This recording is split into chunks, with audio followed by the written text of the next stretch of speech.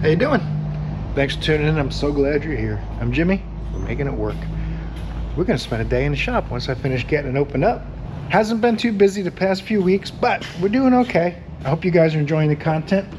We are making it work. That's what we're doing for sure. So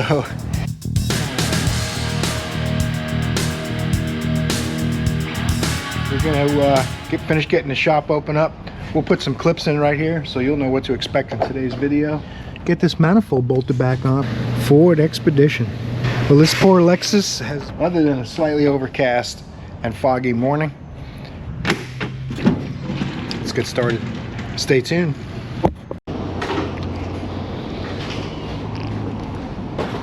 Racetrack coffee this morning. It's not that bad. You know what I found? I'm using that unprocessed cane sugar instead of artificial sweetener, which I don't really like to do, but it's less processed and less chemicals. So when I don't go to Dunkin', I do that, kind of mix it up a bit. Let's stop flapping and get this manifold bolted back on. I set it on last night, but didn't get everything all connected. I just laid it on. I didn't want the ports all open. I got new O-rings on the injectors because I found a couple of sketchy ones. So we'll see how this thing runs. We'll get this all bolted up. I found a bolt. Actually, Joe had one that's almost exactly right. It's just a hair shorter. Barely shorter. So it'll work. That's interesting. That must have been a pretty optimistic glance because the broken piece is right there. So probably gonna have to drain some coolant, cover some holes, and get out the tools and try my special trusty reverse drill bit, see if that works. There's a piece of it sticking up, so oh, something happened. It turned.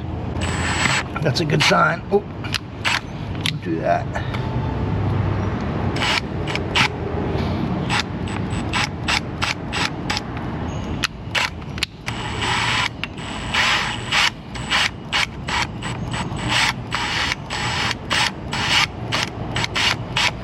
It's turning.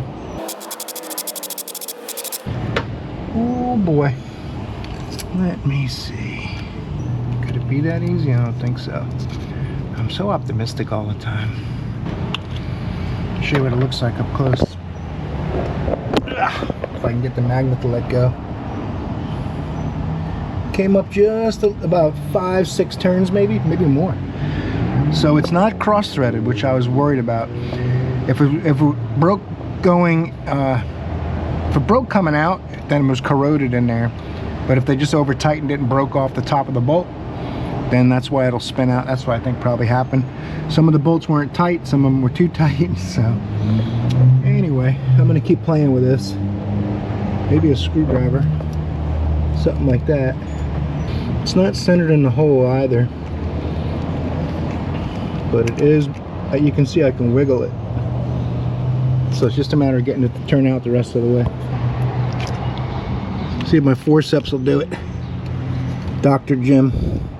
The doctor's in. If these don't work, I'll borrow yours, but I got to turn like another turn already. Do, do, do, do, do. Come on now.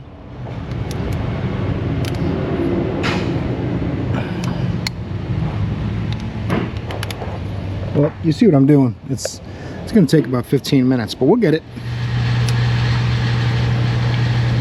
It's almost at the top.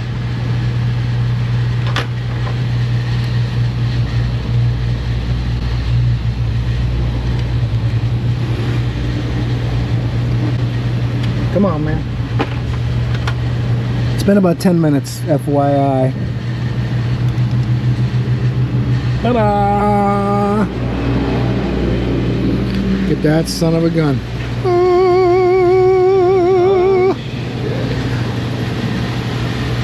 Calling Dr. Jimmy. Dr. Jimmy. Deck, what's it? Level 3, room 216 stat? Something like that. Let's Make sure the new bolt's gonna be happy. Looking good. All right. Now where were we? Electrical plug. You can get to it with it in, kind of, but it's a little easier, I think.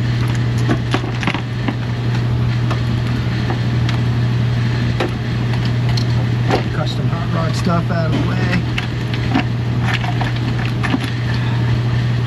Put this in so it doesn't fight me as hard yet. Hose in the back. You can get to it just barely. I'm pushing that on with the clamp on it because the clamp's not too clampy.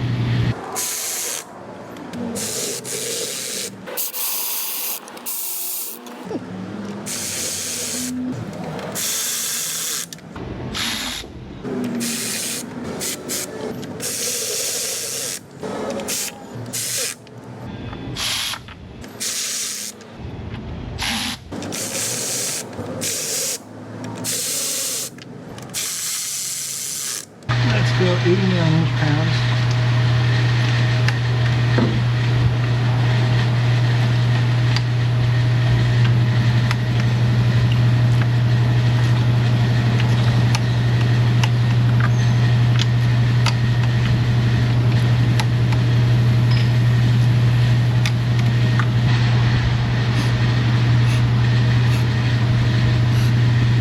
A little bit of silicone. Help with this part.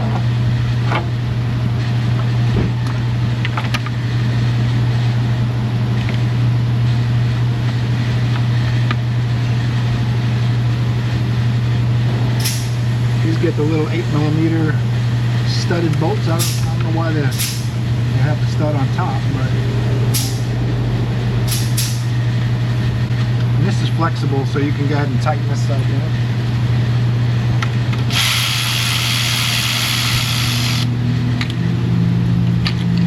Fuel rail pressure sensor that needs connection.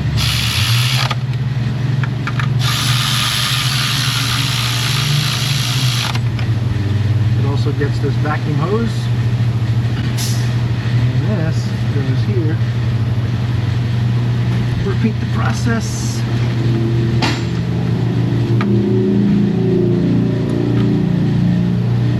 See, it goes up here. Oh yeah, that's what we're going to do. We're going to put that above the fuel rail because I think that's where it goes. Anywho, we do this.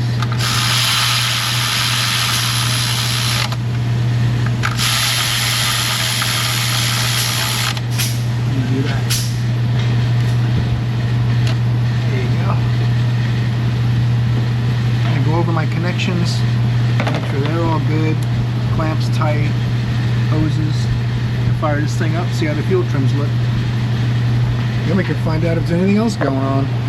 Let's get the Think Car 689 BT hooked up, lit up, enter.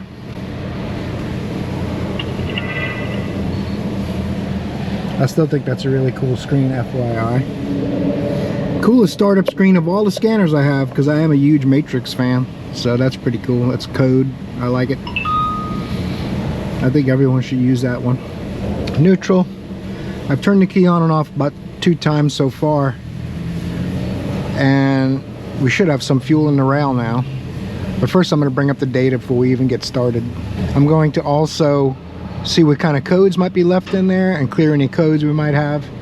So if we do get trouble codes during the preliminary run-in and the road test, I know there'll be new codes. I'll go ahead and do system selection. We already did the full module yesterday. Read fault codes, memory codes, key on engine off, key on engine running, and memory are all separate. It does have quite a few codes. You guys might have seen, if you saw yesterday's video, got a lot of codes completed. Now it'll recheck for codes. I believe I might have to tell it to do it. Yep, there's a new code, P1000, which means someone cleared the codes and the monitors haven't been run. So we're good there. Let's bring up some data. We're going to see short-term and long-term fuel trim and engine speed We'll bring those data PIDs up like we did yesterday when it was in like 12-13% fuel correction. If I hit the gas, it'd go up into negative. So we knew we had a vacuum leak. I verified it with some brake clean. Engine load's a good indicator of mass airflow performance. If you have an engine load data PID up and you do accelerate pretty heavily going down the road, basically wide open throttle momentarily, you should at least see 85 to 90% engine load. If you do, then you know you got good airflow through the engine, because it's basically using mass airflow data to calculate that engine speed versus mass airflow. For now, I'm going to focus on short fuel trim, long fuel trim. L comes up first. S is second. Now we know our alphabet. Let's see what we got. A little clutch. This is a manual.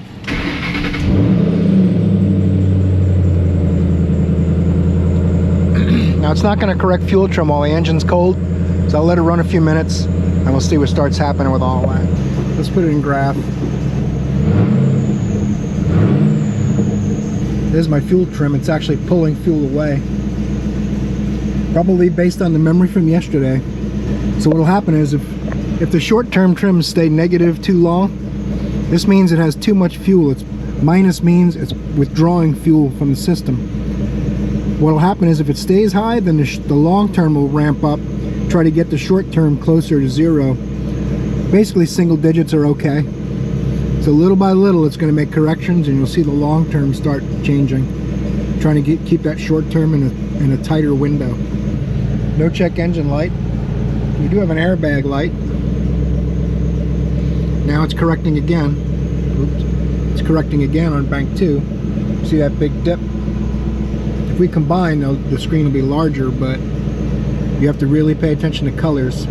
Some of them will overlap, because long term is blue and orange will be overlapped because they're both at 0. We got minus on both banks right now. It is all over the place trying to figure out what's going on. I'm gonna let it run a few minutes. We'll let this thing sort itself out. Hopefully it finds Jesus, and we'll see what happens. Another thing I like about this ThinkCar scan tool so far is how it has the data PIDs up top while you're looking at a graph as well.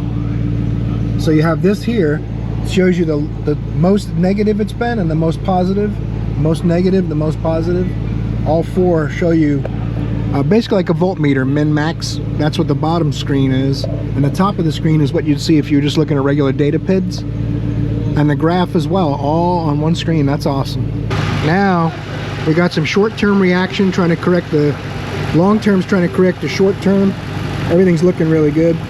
We got our vacuum leaks fixed. All that's left now is to take this thing for a drive and see how she do. Sadly, we got a barren parking lot and there's not much going on. So maybe we'll take a drive past Addison's and see how that looks over there. Look at how nice that picture looks. Man, them fuel trim numbers look awesome. I'm gonna leave this charging. I know one thing. If it's gonna have a problem, it's gonna give me a check engine light.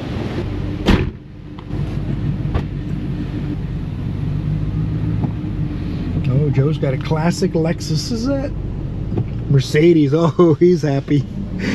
Oh, Mercedes, see, okay, come on.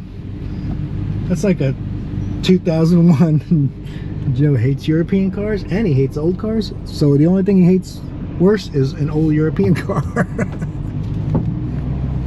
I hear popping in the front end. All right, let me take this thing for a drive. It's manual, so you guys can't be hanging out with me while I'm shifting and stuff. I'll be rolling some gears in a moment.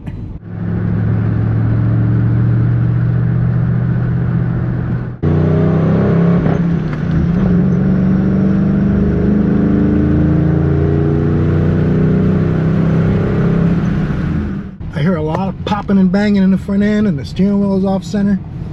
So I'm going to lift it up and look at that. Make sure this thing's safe. Make sure it's safe for the roads, because something ain't right in the front end. Let's see what we can find underneath it. We got a bad inner tie rod. We got a bad inner tie rod. We got lots of oil leaks. We got some tires that are sketch. Front tires need to be replaced. Missing lug nuts and stuff. Definitely gonna get our codes back. It runs good, but I put my scanner in the check code mode, and got about 9 codes, all circuit related codes. So there's going to be something going on with the ground or a power circuit that feeds all of those. It's got brand new oxygen sensors in it, which when you get an oxygen sensor code, that's what you do. You put oxygen sensors in, right? It's got all new oxygen sensors.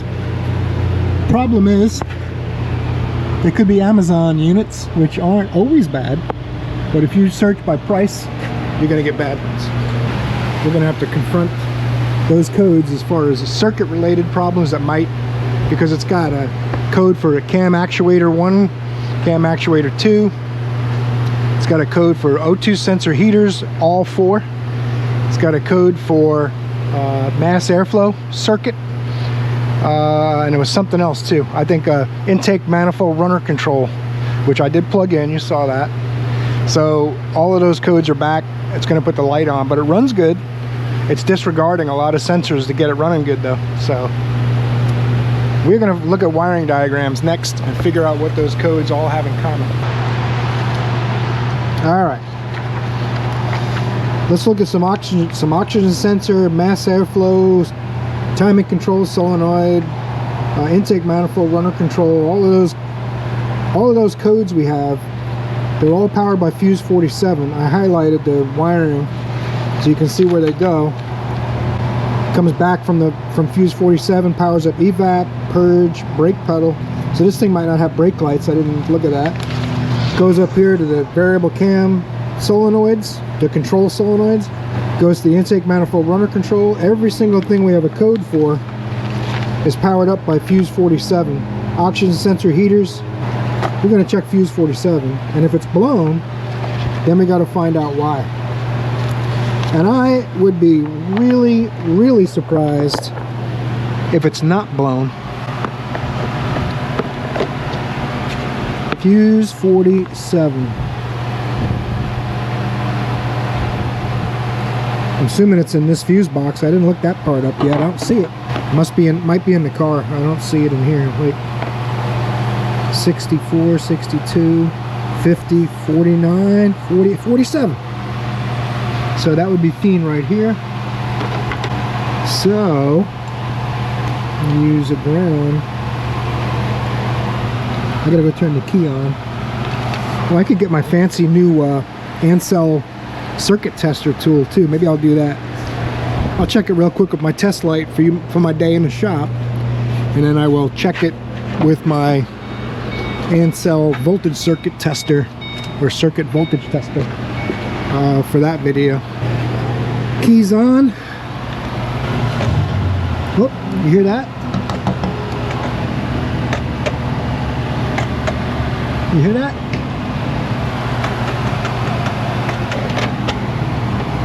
I'm just jiggling the fuse. That is interesting. The fuse is not blown, but the fuse panel has got a problem.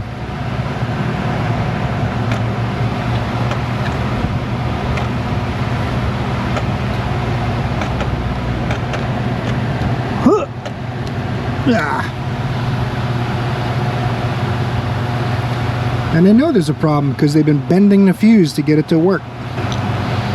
Okie doke. We figured it out. I'm going to get a fuse that's not bent just to see. Well, let's listen closely. Oh, look at that. It falls in there.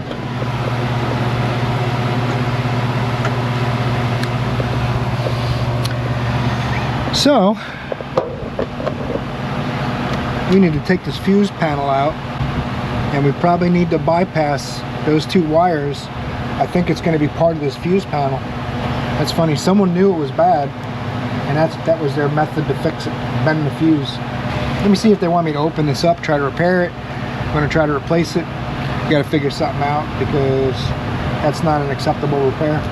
That's really good for like a used car if you want to sell it on Craigslist or Facebook Marketplace, but it's not good for something you're keeping. Look at that beauty. 2019 Ford Expedition. 4 years old. The lights are giving up. Customer says, I'm losing coolant and I don't know where. Maybe you could tell me. We're gonna take a look. All right, we gotta do an inspection too. Look at the size of those wheels. My gracious goodness, they're giant. The wheel's almost my inseam. 18 inches, give or take. 78,000 miles on this behemoth. And it's way far away from the steering wheel, opposite of what I'm used to. Got some water in case he runs low on coolant. Really nice truck. I like these Fords when they're new and before they start breaking like this. It's 5 years old, 78,000 miles. That's it. It's over. Life expectancy. No check engine light or anything like that though. It runs good, but boy, I'll tell you, the windows are tinted pretty dark. I'm gonna guess that's not legal. I'm gonna give it a love rating of 7. Maybe a 6, I don't know. I'm thinking 7. That's just because he has a problem. Let's get the hood open, take a look, and see why the little Expedition is upset. I call it little sarcastically. For those of you who are new to the channel, sometimes I say things that I don't really mean because it's funny. At least I think it is. Oh, heater hose is leaking. Found it. Customer's wanting to help, so I won't be able to film much. It's definitely leaking. Said he's already replaced it once. Well, that escalated quickly. I went in to look something up on a customer asked me a question. Looked something up on Identifix for him, came out, and the truck's gone. Frankie said he didn't want to spend any money. Oh well, we'll come up with something else. Joe's doing an engine on a sweet Ranger.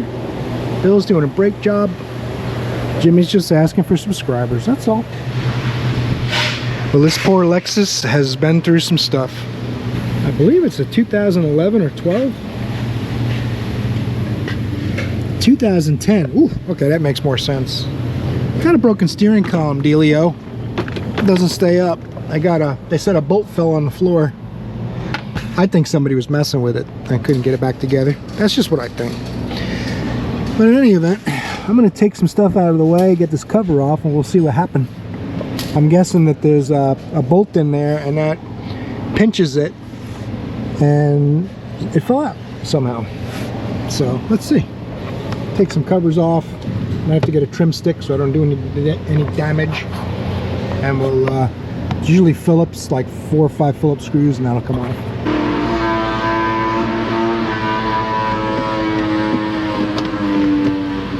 All right, listen here, man.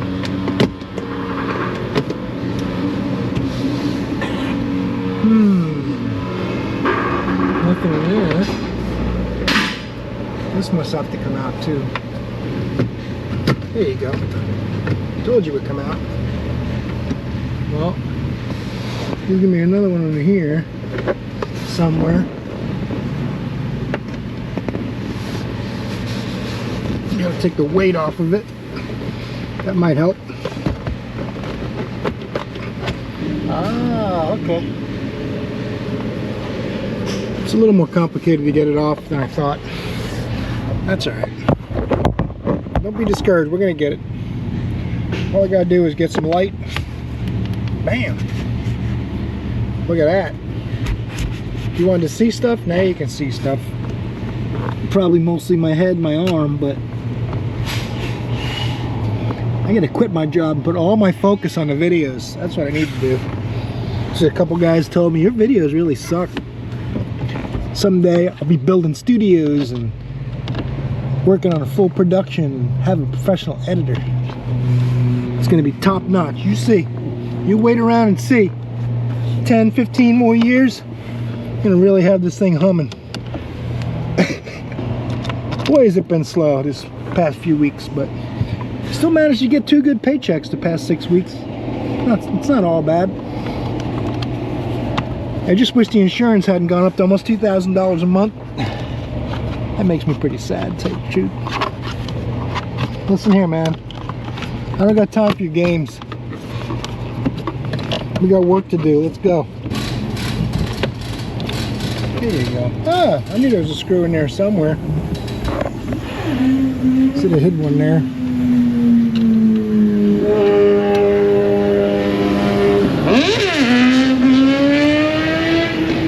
He's got a camera on a pole on his handlebars. Goes by riding wheelies every day. You'd think eventually he'd get in trouble, but there's a clip there. It just doesn't want to let go. Gotcha.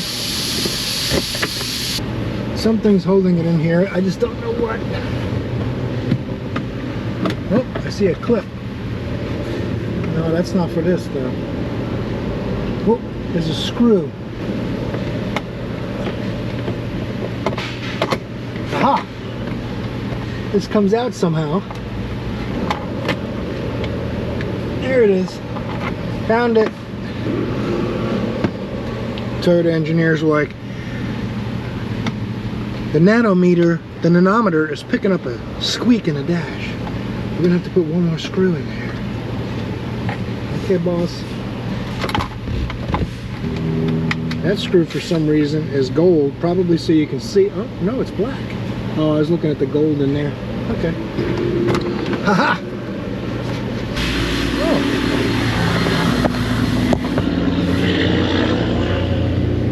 I thought it was a pinch bolt or something, but it's actually a freaking bolt that holds the column up onto the... Wow. There's supposed to be two of them. That means there's another one missing somewhere. Maybe it's in the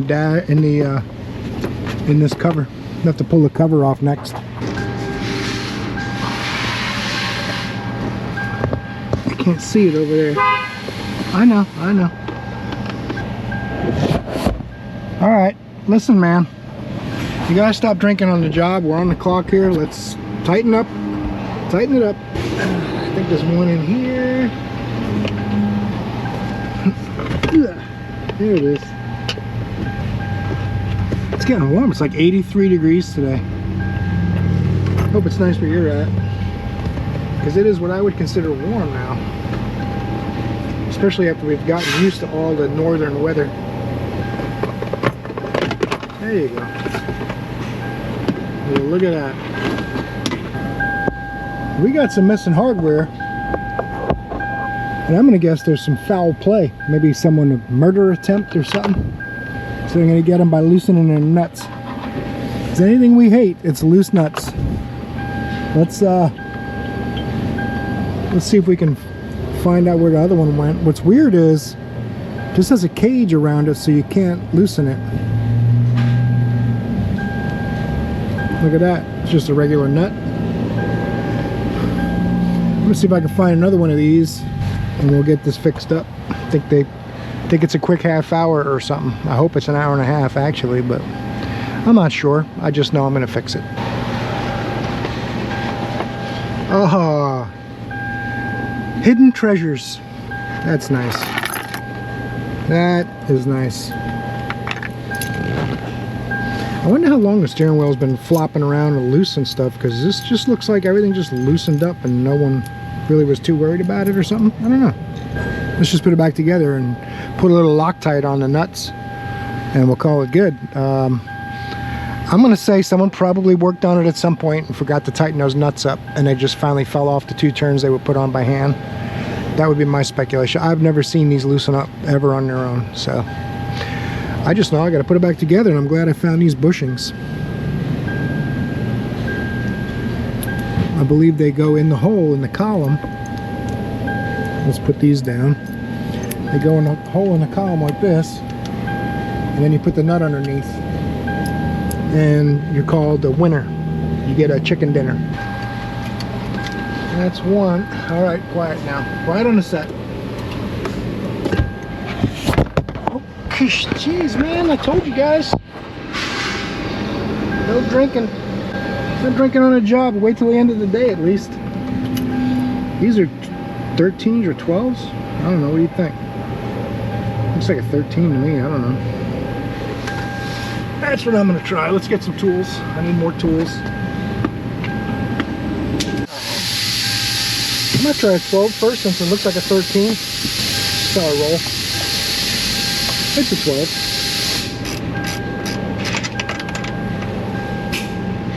Listen, man.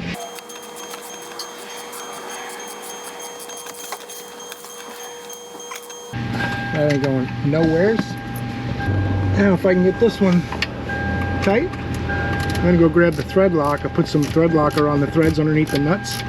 So if they do loosen up, and there is some kind of weird issue, then at least the thread lock will stop them from coming completely off. And I'll also have to tell the customer, look, if you can lift your steering wheel up and down an inch or two, don't keep driving it until it falls off. I think it didn't go up in the hole enough. No, it's mounted solid. Just the washer looks weird. Oh, come on, man. Don't be like that, bro. You feel me? That's what the new guy says all the time. You feel me? I'm like, nope, actually I don't. Not feeling you. I'm just a co-worker. Not my job.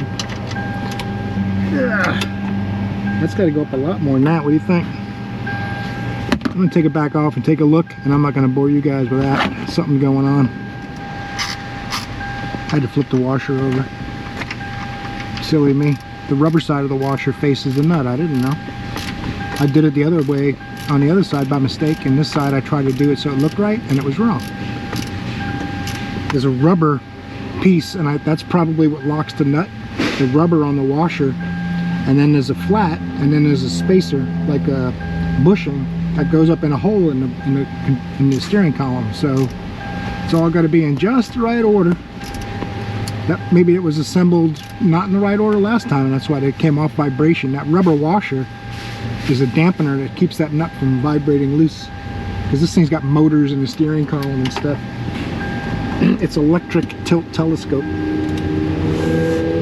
So, but I am still going to put some thread lock on it, just so I feel better. I don't think it needs it. I think it was probably assembled incorrectly last time, because, you know, sometimes you put something together like that and it doesn't look right, and you go, that's fine, I don't care. But I don't do that. Sorry about the key chime. Alright. Calling that good. Start putting the plastic back up. One. Alright, listen to that key chime, dude. I wonder if the AC works in this car. I'm not sure it does. Let's try starting it up.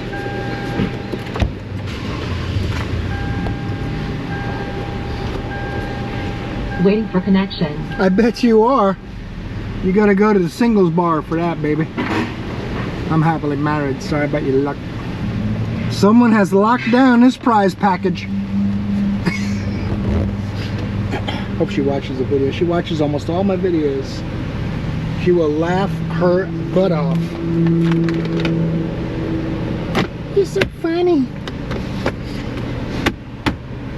Even after all these years, you know how to make me laugh.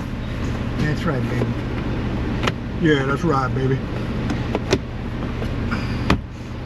I didn't do that. There's some strange markings on there I am not familiar with. Ah, a couple more Phillips screws. This car's done. Nothing really magical here, just putting stuff together. I should do like I see way too many YouTube videos lately. This shop couldn't fix it, 4 shops couldn't fix it, 2 dealers couldn't fix it, 17 mechanics couldn't fix it. I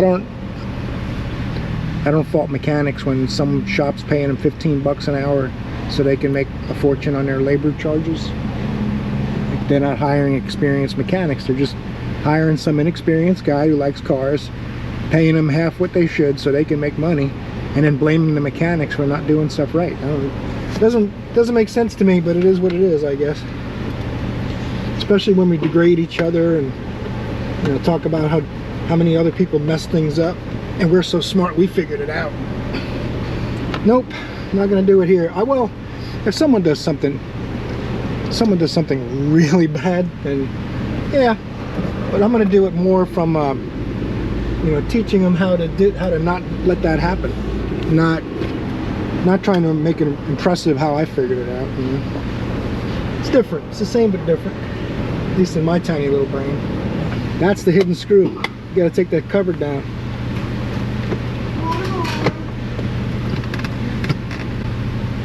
There you go. Perfect. I gotta put up the under tray. This one's done. We'll see if we can come up with something else to do today.